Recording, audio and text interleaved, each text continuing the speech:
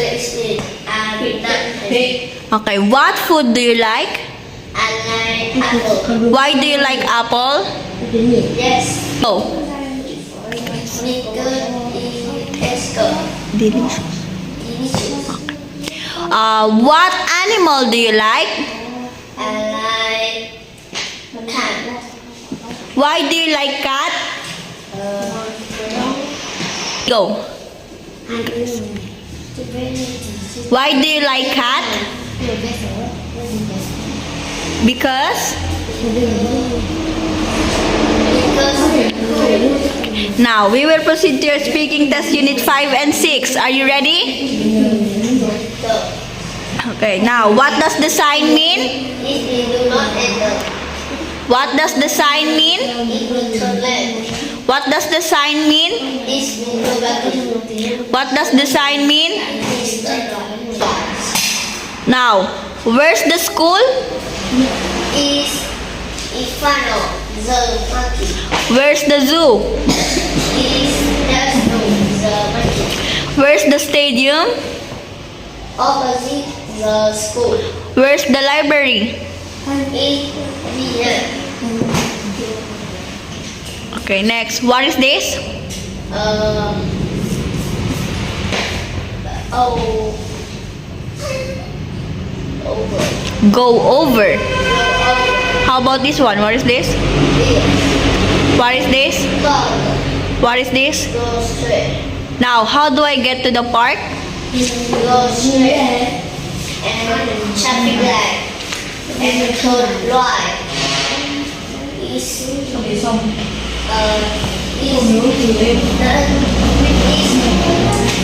Let's do. Okay, very good. Now, how do I get to the school? Turn right.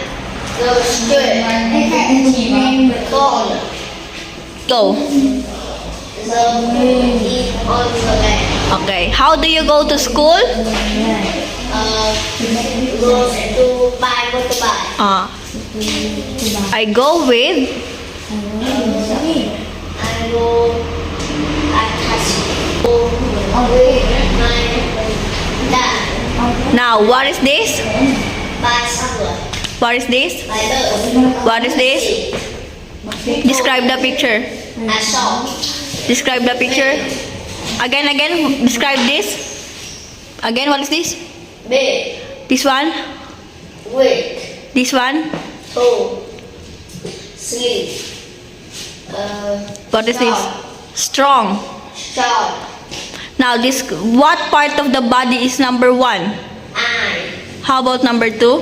Ear. What part of the body is number 5? Master. Number 6? Ear. What part of the body is number 4? Nose. How about number 3?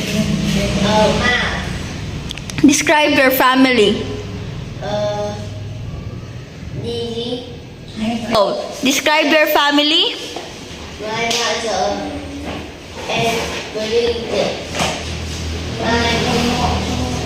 My father is handsome.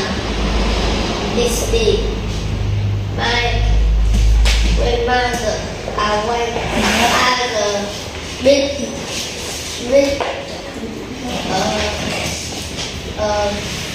master. My grandmother, short and wide and big. My sister, long brown hair. My brother, short,